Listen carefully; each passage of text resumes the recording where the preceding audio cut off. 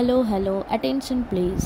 জানি অনেক দিন কোনো ব্লগ দেওয়া হয়নি, সেই ত্রেতা যুগে একটা ব্লগ আপলোড করেছিলাম, আবার এসেছি এই কলিযুগে। যাই হোক, দিল্লির পলিউশন থেকে বের হয়ে কিছুদিনের জন্য জল হাওয়া পরিবর্তন করে এলাম।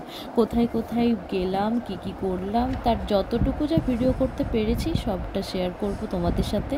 একটা ব্লগে সব বলতে গেলে অনেক বড় হয়ে যেতে পারে, তাই 2-3টে পার্টে আসতে পারে ব্লগটা। অনেক দিন পর আমরা একটা লম্বা ট্রিপ পেয়েছি। লাস্ট টাইম মনে আছে, সেই যে 2022-এ লাদাখ থেকে ঘুরে এলাম, তারপর একদম 2 বছর কোনো ট্রিপ প্ল্যানিং হয়নি। হবেই বা কী করে? এই যে আমাদের লাড্ডু বাবুটা, ইনি আসলেন, একটু বড় হলেন, তাই সময় লেগে গেল।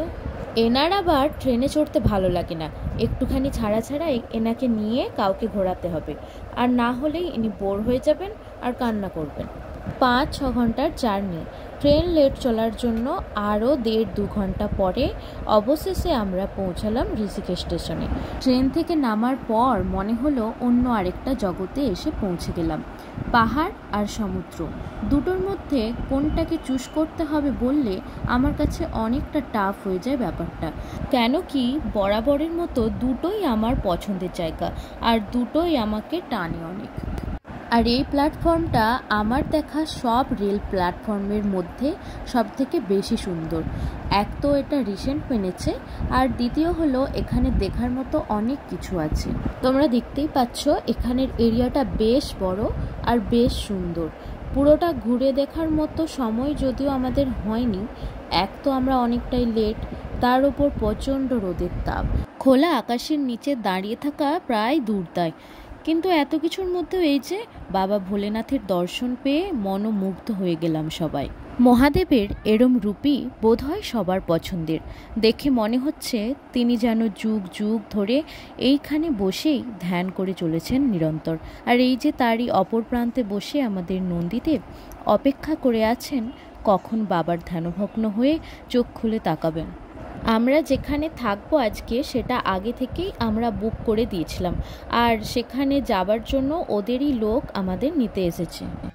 আমাদের গ্রুপটা একটু বড়ই ছিল, কচিকাঁচা নিয়ে প্রায় 14 জন, তাই এই একটা গাড়িতে ঠেসাঠেসি করে বসতে বেশ অসুবিধাই হচ্ছিল। কিন্তু আমাদের এক্সাইটমেন্টের কাছে সেটা কিছুই নয়। হইচই করতে করতে পাড়ি দিলাম আমাদের গন্তব্যে। চৈত্র মাসেই এমন সূর্যের তাপ, বৈশাখ জ্যৈষ্ঠতে কি হাল হবে কে জানে। পাহাড়ি এলাকাতে একটা ব্যাপার খেয়াল করবে তোমরা, দিনের বেলা গরম যেমন খুব বেশি হয়, রাত্রিতেও সেরম ঠান্ডাটা বেশি লাগে। কথা ছিল ঋষিকেশে গিয়ে আমরা ক্যাম্পিং করব। যেহেতু ফোনে বুক করা হয়েছে, তাই আমরা কেউই জানি না কেমন হবে ক্যাম্পগুলো আর কতক্ষণ লাগবে পৌঁছতে। কিন্তু এখন দেখতে পাচ্ছি অনেকটাই রাস্তা, তার উপর পাহাড়ি রাস্তা, তো ঘুরে ঘুরে যেতে অনেকটাই সময় লেগে যায়। তোমরা দেখতে পাচ্ছ দূরে ওই যে লম্বা দুটো উঁচু টাওয়ার বা মিনারের মতো দেখতে পাওয়া যাচ্ছে, ওগুলোতে বাঞ্জি জাম্পিং হয়। বাঞ্জি জাম্পিং জিনিসটার সাথে এখন মোটামুটি অনেকেই পরিচিত। তাও বলে রাখি, ওই যে উঁচু পিলার দুটি দেখলে, ওর একদম উপরে গিয়ে ওখান থেকে এরকম পায়ে দড়ি বেঁধে তোমাকে নিচে ঠেলে দেওয়া হয়, মানে তুমি উল্টো হয়ে ঝুলে থেকে দেখতে পাবে নিচের দিকের দৃশ্য। আমি তো ঠিক করে নিয়েছি, যখন আমার এই পৃথিবীর মোহমায়া আর আমায় আকৃষ্ট করবে না, মানে যখন আমার বাঁচার ইচ্ছে আর থাকবে না, তখন গিয়ে আমি এই গেমটা খেলবো। মতলব বুঝতে পারছো, মানুষ পয়সা দিয়ে মৃত্যুকে চোখের সামনে থেকে দর্শন করে আসবে, ভাবতেই অবাক লাগছে তাই না? আচ্ছা সত্যি করে বলো, এই ভিডিওটা দেখার পরও তোমাদের কার কার ইচ্ছে হচ্ছে এটা করতে, কমেন্ট করে জানিও কিন্তু। যাই হোক, কথা বলতে বলতে আমরা ক্যাম্পের অনেকটা কাছেই এসে গেছি। কথা শুনে বুঝলাম যে ড্রাইভারটিকে ক্যাম্পের মালিক পাঠিয়েছেন, সে ঠিকমতো ওই ক্যাম্পের অ্যাড্রেসটি জানে না, তাই জন্য বারবার ফোন করে করে জিজ্ঞেস করছে, আবার কখনো রাস্তা সাইডের লোকজনকে জিজ্ঞেস করে শেষমেশ আমাদের পৌঁছে দিল। তো তোমরা দেখতেই পাচ্ছ আমরা এসে গেছি আমাদের ক্যাম্পিং এরিয়াতে। এইখান থেকে শুরু হচ্ছে ক্যাম্পটা। প্রত্যেকটা ক্যাম্প দেখতে প্রায় একই রকমের হয়, তাই নাম্বারিং করা থাকে নিজের ক্যাম্পটি মনে রাখার জন্য। আমাদের রুমগুলো পরপর লাইন ধরেই ছিল। 4টে রুম নেওয়া হয়েছিল, 5, 6, 7, 8 যেগুলোর নাম্বার ছিল। খেয়াল করলে দেখতে পাবে আমাদের ক্যাম্পের উপরের দিকে আরও কতগুলো ক্যাম্প ছিল, যেগুলোর কালার ছিল অরেঞ্জ টাইপের, আর আমাদেরগুলোর ছিল গ্রিন। আর এই ছিল আমাদের ক্যাম্পের ভিতরটা। ঢুকেই একটা কুলার রাখা আছে। না, এখানে কোনো ফ্যান বা এসি ছিল না। কোনো কোনো ক্যাম্পে এসিও থাকে, আমাদেরটাতে ছিল না। আর ছিল একটা বড় সাইজের বেড আর একটা সিঙ্গেল বেড। এক একটা রুমে মোটামুটি 4 থেকে 5 জন আরামসে থাকতে পারবে।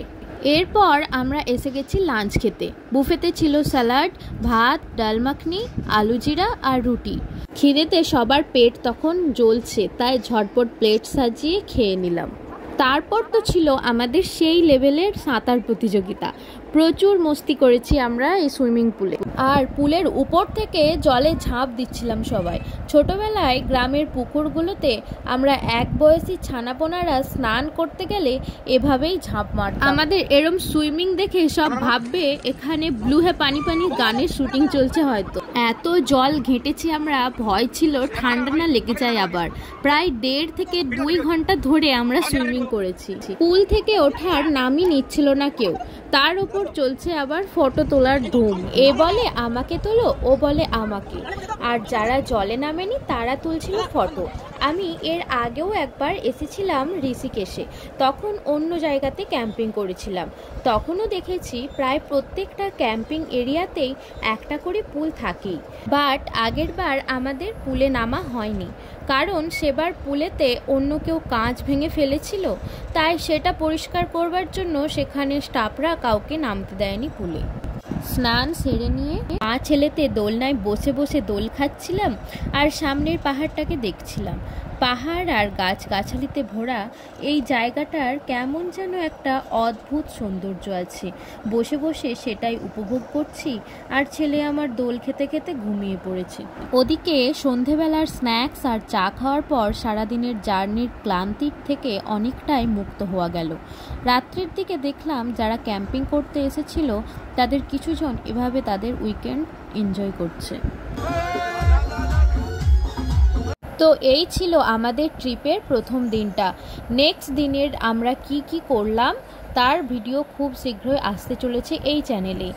আমার ভিডিওটি ভালো লাগলে অপেক্ষা করো নেক্সট এপিসোডের জন্য। ততক্ষণ তোমরা খুব খুব ভালো থেকো। আর যারা আমার চ্যানেলে নতুন তারা চ্যানেলটিকে সাবস্ক্রাইব করে আমার পাশে থেকো।